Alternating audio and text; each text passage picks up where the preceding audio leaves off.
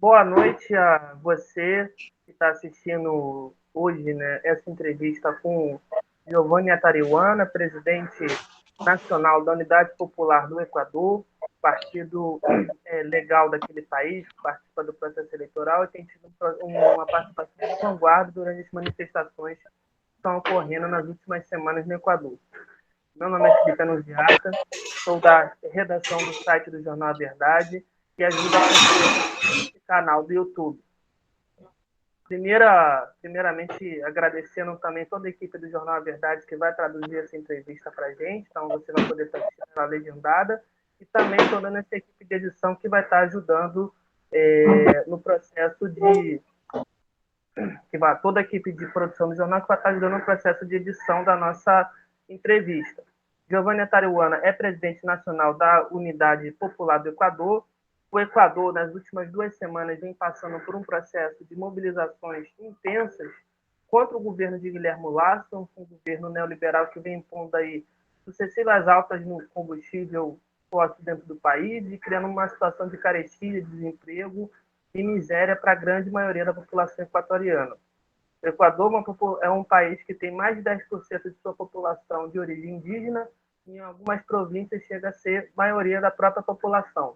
Vive também tensões de caráter racial, assim como a gente vive aqui no Brasil, e que também tem dado o tom da luta contra o governo de Lasso no Equador. Não é a primeira vez que a população vai à rua numa greve geral nacional, com bloqueio de estrada, com duros enfrentamentos com a própria Polícia Nacional, com uma forte repressão por parte das Forças Armadas e uma posição clara da mídia equatoriana, da grande mídia equatoriana e também do próprio imperialismo norte-americano de defender o governo e ser contra os povos do Equador. Então a gente vai estar começando a nossa entrevista, ela vai ser feita em espanhol, como eu falei, e a gente vai estar traduzindo ela, fazendo a legenda bonitinho para todo mundo poder assistir e acompanhar a gente.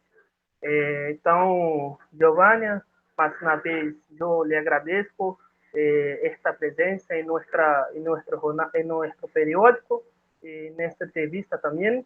Y nosotros vamos a comenzar con una pregunta muy simple. En Brasil, a la excepción de las mídias alternativas, de la mídia revolucionaria, el pueblo brasileño no sabe qué ocurre en Ecuador, porque existe un bloqueo mediático con todas las luchas sociales que acontecen en Latinoamérica por parte de la mídia burguesa brasileña.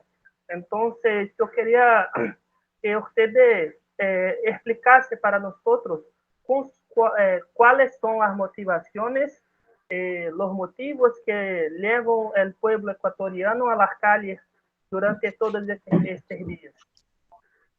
Muy buenas noches, Felipe. Agradecer el espacio a La Verdad, por supuesto, a todo el pueblo y la clase trabajadora brasilera de aquí, de sus hermanos en el Ecuador. Te comento que efectivamente estamos cumpliendo el día número 13 de paro nacional. Estas jornadas de luchas iniciaron el día lunes 13 de junio y todos sabíamos que este mes era un mes de movilización general de diversos sectores. Los estudiantes lo hicieron el 9 de junio, los maestros también tenían convocado acciones, el Frente de Trabajadores lo tenían convocado para el 22 de junio. Y el 13, la Confederación de Nacionalidades Indígenas del Ecuador hizo una convocatoria a lo que denominó un paro nacional de carácter progresivo, es decir, se iban a ir sumando sectores, territorios, y de carácter indefinido, con una plataforma de lucha que incluye 10 puntos, que podemos resumirlos en el enfrentamiento al programa de ajuste del gobierno de Guillermo Lasso, que es un programa acordado con el Fondo Monetario Internacional. Estos 10 puntos se resumen en exigir la rebaja del precio de los combustibles, la gasolina, el diésel, combatir el alto costo de la vida que está llevando al hambre a millones de hogares ecuatorianos, plantear el presupuesto para salud, porque los hospitales no tienen medicinas, porque hay despidos de enfermeras, de médicos, en general de personal de salud, el sistema público está en crisis total, reclama presupuesto para la educación pública, porque los hijos del pueblo no tienen cupo en las universidades públicas, porque ha habido un recorte presupuestario. La plataforma incluye la derogatoria de algunos decretos que plantean el tema de la minería, la concesión de grandes territorios, de fuentes de agua, de selvas tropicales, también de páramos andinos para la gran minería y las transnacionales. Este paro también reivindica el tema de combatir la corrupción del gobierno actual. En todo caso, esta acción ha venido creciendo y es evidente que estas casi 2 semanas, las acciones de lucha del movimiento indígena, que es el protagonista, hay que tomar en cuenta, Felipe, que en el Ecuador el 7% de la población se autodefine indígena, pero son muchos más. Y la mayoría de la población somos mestizos, es decir, nuestra sangre, nuestra cultura tiene que ver mucho con lo que es el movimiento indígena. El movimiento indígena es el que sostiene la economía campesina, el que alimenta con la agricultura a las grandes ciudades. El 80% de los alimentos que consumimos los ecuatorianos es fruto del trabajo de las manos campesinas y fundamentalmente indígenas en los Andes ecuatorianos. Son los indígenas los que están también en los territorios que enfrentan el extractivismo, tanto petrolero, maderero, como el tema de la gran minería. Un movimiento indígena que lleva 500 años resistiendo y que en los últimos 30 años ha sido protagonista de grandes acontecimientos y levantamientos. Felipe, al menos 3 presidentes han sido derrocados en levantamientos indígenas y populares. En esta ocasión, por supuesto, la convocatoria ha ido incorporando no solamente al movimiento indígena en los campos, en los sectores rurales, en las carreteras, sino que en las últimas semanas se ha concentrado en las grandes ciudades y en los últimos 4 días en la capital de la República, Quito. Obviamente, en la izquierda ecuatoriana, la Unidad Popular no podía ser de otra manera. Hemos estado, nuestra militancia en estas acciones, en la lucha social. Se han incorporado también grandes jornadas de maestros, de trabajadores, de pobladores, y ahora mismo el movimiento está en pleno desarrollo. El día de ayer hubo una gran represión. El presidente, en el marco del estado de excepción, autorizó a las Fuerzas Armadas a usar armas letales contra la población, a disparar, y obviamente ha planteado el tema de que los indígenas abandonen la capital. Un ataque a todas las zonas de paz en las universidades. Ayer fueron vapuleados, fueron amedrentados miles de mujeres, de niños, porque el movimiento indígena se moviliza en familia, en comunidad. Eso no se ha respetado y debemos lamentar a estas alturas al menos 5 manifestantes, 5 compañeros han perdido su vida en distintas localidades del país. La acción se ha desarrollado en las provincias de la Amazonía, fundamentalmente en la sierra ecuatoriana, la parte de los Andes, la capital, y con algunas expresiones cada vez más crecientes en los sectores de la costa del Pacífico, la ciudad de Guayaquil. Ahora mismo el movimiento indígena ha soportado esta vendaval de reaccionario que ha costado vidas, hay muchas denuncias de Amnistía Internacional, etcétera, pero no han podido ser desalojados. En función de aquello, más bien, se mantienen firmes y hoy mismo estamos coordinando con las centrales sindicales, con los movimientos estudiantiles, la continuidad del paro nacional, porque no ha habido respuesta por parte del gobierno a las demandas planteadas. Yo te diría, para finalizar esta parte, que ha sido una expresión multitudinaria del pueblo indígena, pero también del pueblo ecuatoriano.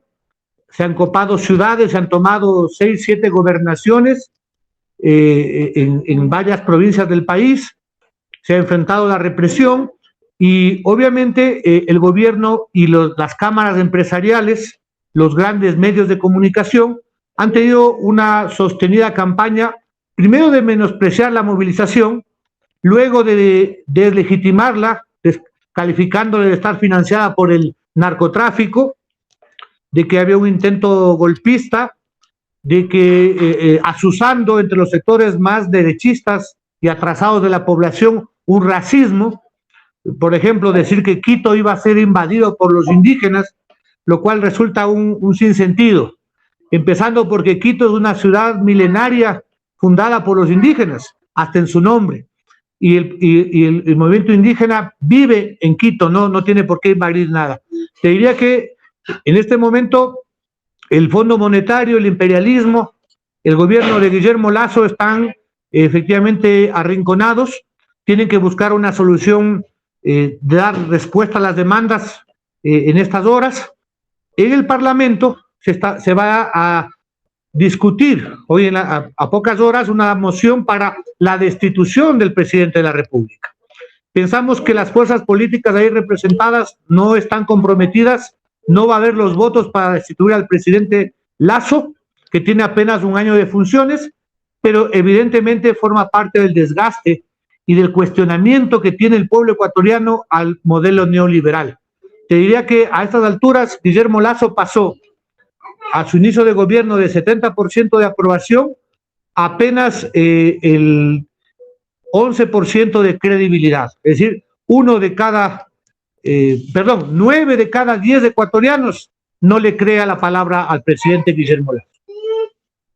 Giovanni, usted entró en una cuestión que nosotros, yo iría a entrar ahora. Voy a preguntar, en la avaliación de la Unidad Popular, ¿usted avalía que el gobierno de Lasso resistirá en el cargo o existe una condición de la derrubada del gobierno neoliberal en Ecuador en este momento? A ver, nosotros en este año de gobierno de Guillermo Lasso hemos estado junto al pueblo, distintos sectores, exigiendo que se respeten los derechos de la población. Estuvimos con los maestros en 2 huelgas de hambre para que se aplique una elevación salarial, junto a los productores de arroz, de banano, también de leche, por precios justos. Hemos estado con los estudiantes universitarios luchando contra el recorte presupuestario de la universidad pública. Y hemos combatido junto a los estudiantes y trabajadores contra la elevación del precio de los combustibles y los proyectos privatizadores que ha anunciado Guillermo Lasso, que tienen que ver con la industria petrolera, con las telecomunicaciones, la telefonía, y también el tema del Instituto Ecuatoriano de Seguridad Social. Esta lucha ha sido permanente, el gobierno se ha desgastado precisamente porque la izquierda, el movimiento popular, en todo este año lo ha venido enfrentando. Al menos 2 leyes privatizadoras no pudo aprobar el gobierno de Guillermo Lasso. Pues bien, ahora todos nos sumamos al movimiento indígena y reclamamos que haya atención en los puntos que decía. El gobierno, si quiere paz, tiene que bajar el precio de la gasolina y el diésel. El gobierno acaba de decretar, por fin, luego de un año, la emergencia en la salud pública y dice que va a destinar algunos millones en la salud. Bueno, vamos a tomarle la palabra. En términos generales, la población sabe, o la mayoría de la población ha ido creciendo, y más aún en el paro nacional, el grito, la consigna de fuera Lasso. Nosotros nos sumamos a ese criterio porque en perspectiva el gobierno de Lasso, que es un banquero que representa al neoliberalismo, al capital proimperialista, no tiene las respuestas ni las soluciones al país. Por cierto, necesitamos un gobierno popular, pero ahora mismo, como vemos las circunstancias, el levantamiento que está en el paro nacional en este momento no se ha propuesto ni hay condiciones para un cambio del gobierno. Se está discutiendo en la Asamblea una moción por parte del partido de Rafael Correa que quiere canalizar el descontento popular a sabiendas de que no tienen los votos. Digamos, Y eso más bien ha permitido que el gobierno hable de que hay un intento de golpe de Estado y que la gente en la calle, el pueblo organizado, está articulado con Rafael Correa para asaltar el poder. Ante esto, la gente es clara en la calle, ni Lazo ni Correa. Es una actitud oportunista del correísmo de querer montarse en la lucha social, ¿cierto? La crisis política en el Ecuador es muy grave. Tiene que ver con la Fiscalía, la Corte de Justicia, la Asamblea tampoco tiene el apoyo social y obviamente estamos en medio de un estallido. Vamos a ver qué pasa en las próximas horas desde el Frente Unitario de Trabajadores, desde las federaciones de estudiantes y de maestros. Estamos planteando el denunciar la represión, reclamar por los 5 compañeros que han sido asesinados, el juicio político y penal contra el ministro del Interior y el comando de las Fuerzas Armadas por estos asesinatos. Y por supuesto vamos a movilizarnos en estos días en las ciudades a propósito de que el gobierno, que está contra las cuerdas, usando ese símil, obviamente está a punto de knockout, pero entiendo que hay una decisión aparentemente, veamos las próximas horas, de que el gobierno rebaje el precio de los combustibles. Muy bien, Giovanni. Usted habló de la huelga de hambre de los maestros en el mayo, junio, ¿no? Pasado. Nosotros en Brasil acompañamos mucho. Yo soy profesor de historia de un sindicato en Brasil de maestros. Fiquei muy tocado, muy tocado con las movilizaciones de ustedes en Ecuador.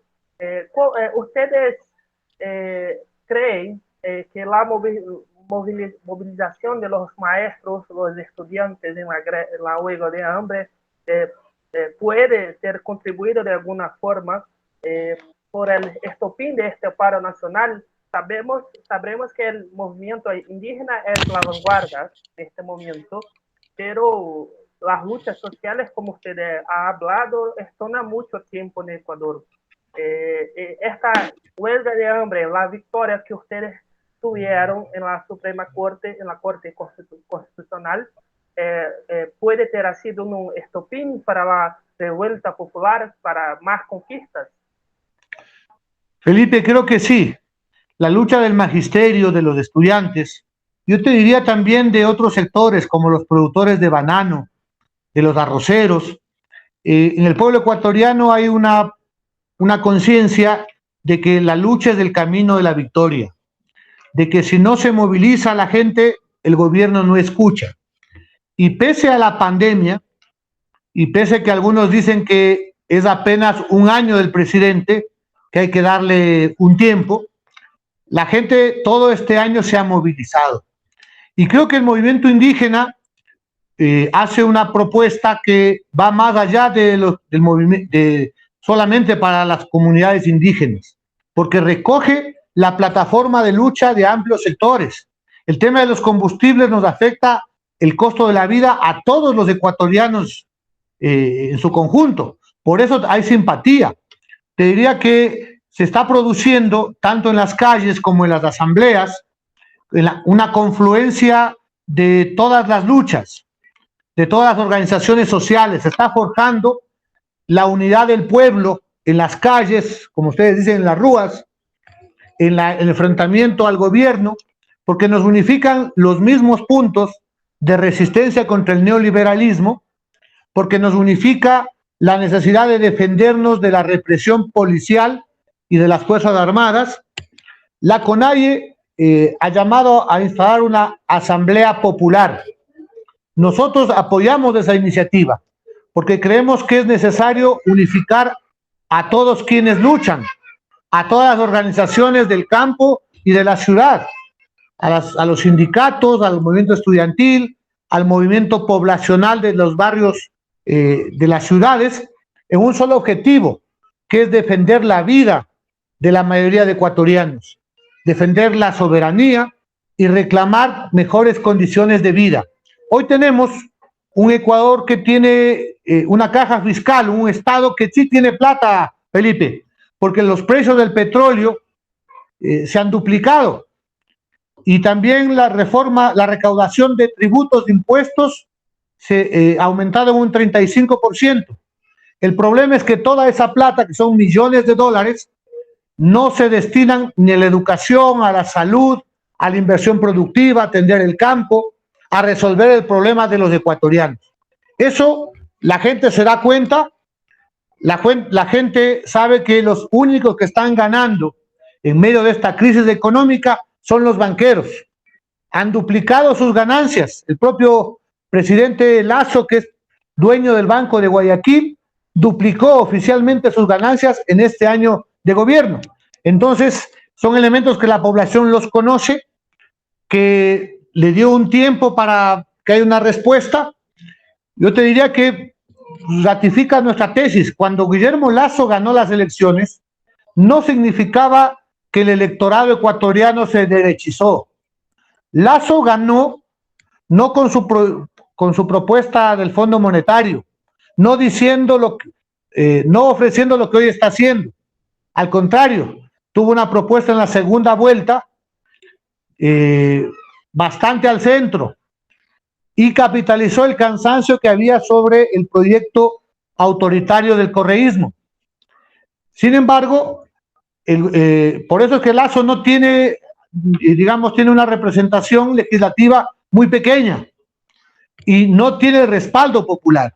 El pueblo lo que quería son soluciones, que se cumplan las promesas, y obviamente un programa neoliberal como el del Fondo Monetario no ayuda, empeora las condiciones de vida de millones de ecuatorianos que están enfrentando el hambre, que sienten el costo de la vida, que ven todos los días que no pueden ir a los hospitales, y eso obviamente ha sido la gota que derrama el vaso. Nosotros vemos en la ciudad capital, estamos hablando de una movilización de 20,000 indígenas y que están en las universidades haciendo campamentos, con el apoyo y la solidaridad del movimiento estudiantil, de los barrios, haciendo, digamos, todo el tema de comida, de ayudar en el tema de la logística, la ayuda sanitaria, el tema incluso de cuidar a los niños, porque el movimiento indígena se moviliza en familia, en comunidad. Entonces vienen las mujeres, los niños, las niñas, y requieren también una ayuda de todo tipo, y han recibido esa solidaridad del pueblo de Quito particularmente. El Ecuador pasó por muchas movilizaciones sociales en los últimos años. Yo me recuerdo del paro de 2019, que fue una grande marcha indígena hacia Quito, a los moldes de la actual, una grande movilización inclusive que ha influenciado las elecciones siguientes con el correísmo y no teniendo un fraco desempeño electoral por cuenta de las movilizaciones anteriores también, ¿no?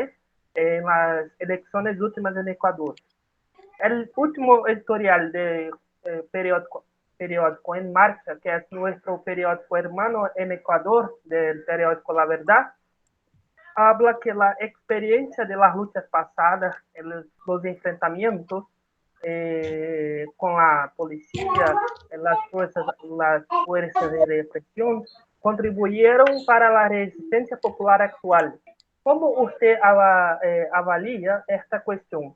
¿Cómo las luchas pasadas, los grandes enfrentamientos pasados, ha contribuido para la movilización actual en Ecuador, ¿no? ¿Cómo la resistencia pasada ha influenciado en esta lucha en este momento? El levantamiento indígena y popular del 2019, octubre, fue victorioso. Echó abajo el decreto que subía la gasolina, y el gobierno de Lenín Moreno se rindió ante la fuerza de la movilización indígena y popular.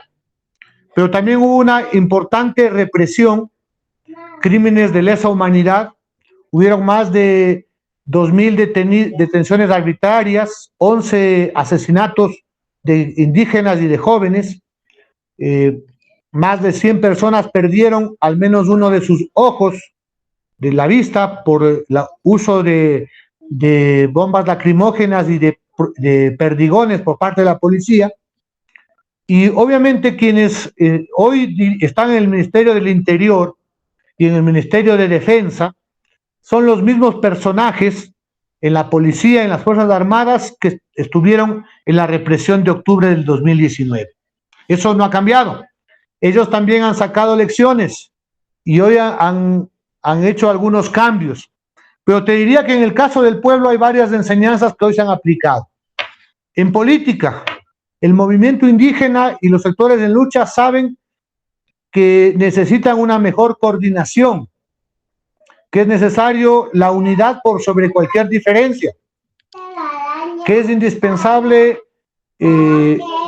enfrentar también el terreno de la comunicación a través de los medios alternativos, medios digitales, comunitarios, y también del manejo hacia los grandes medios para buscar romper el cerco informativo. Creo que también hay mucha experiencia ahora en la necesidad de articularse con las organizaciones internacionales de derechos humanos. Ahora mismo acaba de llegar una nueva misión de solidaridad en derechos humanos. Se ha pronunciado Amnistía Internacional, otras Human Rights Watch, por ejemplo. Entonces es un trabajo que hay que prepararlo. Y por supuesto, te diría que incluso en la forma de luchar, la juventud, que es la que está en la primera línea, ha ido innovando formas de la lucha callejera que permite enfrentar en mejores condiciones.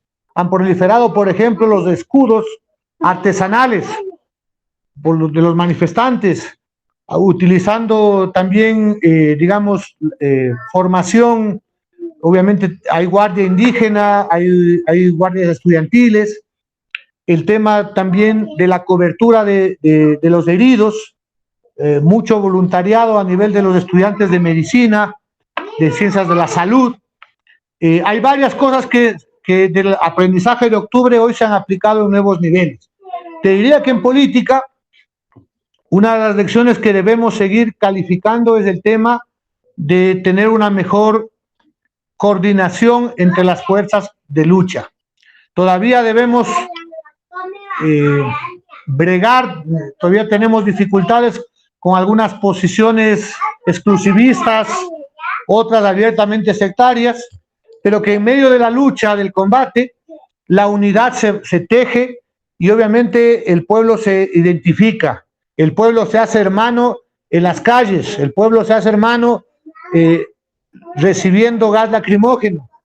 La solidaridad es el mejor elemento en medio del fragor de la lucha, del combate, que unifica a la población. Ahora mismo, el líder de la CONAIE fue tomado prisionero al inicio del paro y hubo un gran movimiento de solidaridad. Más bien el presidente con esa detención le puso, nosotros decimos, leña al fuego, gasolina al fuego, porque la respuesta no fue que la gente se asuste, sino que salga adelante.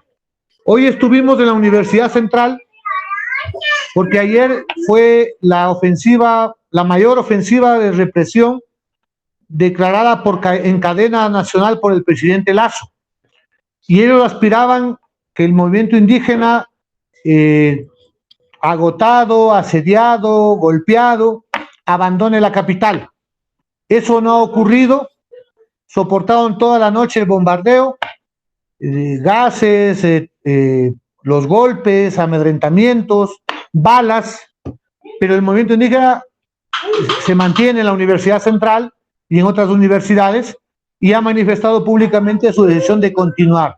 Por tanto, la ola más alta de la represión nos parece que pasó. A partir de ahora, creo que lo que viene es una nueva ola más bien de incorporación de otros sectores a la lucha y en territorios, que es una de las cosas fuertes de este levantamiento. Las carreteras están prácticamente cerradas en toda en la parte andina, por tanto, comienza a haber dificultad de abastecimiento de víveres, sobre todo los exportadores les duele porque dice que están perdiendo millones y millones en sus exportaciones y obviamente son los más interesados en que esto termine. Vamos a ver, yo creo que no te podría decir en las próximas horas, días quizás, pero independientemente del resultado, que nosotros pensamos va a ser victorioso, la lucha del pueblo ecuatoriano va a continuar porque hay varios temas pendientes. Hay un decreto ahora para despidos masivos en el sector público. Eso incluye salud y educación. Hay un decreto efectivamente para privatizar, te comentaba, los servicios públicos, electricidad, petróleos, y esos son temas que van a mantener pendiente la movilización de todos los sectores urbanos y rurales en el Ecuador. Muy bien.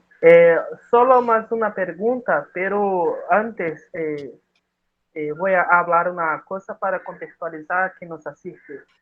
O Equador, gente, é um país, não é um país territorialmente grande, mas ele é dividido em 3 partes fundamentais. A costa, que é a cidade de Guayaquil, a região da Serra, né, que o Giovanni está falando para a gente, que é a parte andina, né?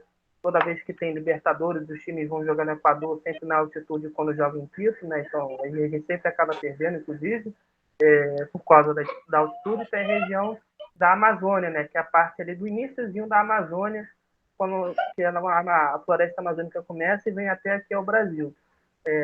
E o fato do país ser dividido, ter uma serra bem no meio, faz ele ser muito dependente do ponto de vista da sua economia das estradas, do transporte rodoviário, até porque por ser um país com territorial menor, ele não precisa de tanta ferrovia quanto a gente tem aqui no Brasil. Então, a tática do movimento indígena, do movimento trabalhadores, dos estudantes lá, de fechar as estradas, ela é central nessa questão da luta. Então, quando o Giovanni fala aqui para a gente que quase todas as províncias, se não todas as províncias, estão com estradas fechadas, isso coloca o governo numa defensiva sem tamanho, como se a gente tivesse cercado Brasília aqui no Brasil, não deixasse nada entrar na capital até o governo atender nossas reivindicações. E no Equador é isso que eles estão fazendo nesse momento, para poder quem está assistindo a gente entender. Giovanni, uma última pergunta sobre Equador, porque aqui no Brasil nós estamos passando por el mismo. Todas las medidas que usted ha hablado, en Brasil nosotros vivimos. Tuvimos ahora la privatización de la energía eléctrica de nuestra empresa estatal. Hay una tentativa de privatizar la Petrobras, que es la sexta productora de petróleo en el mundo. Y nosotros estamos pagando muy caro también por los combustibles.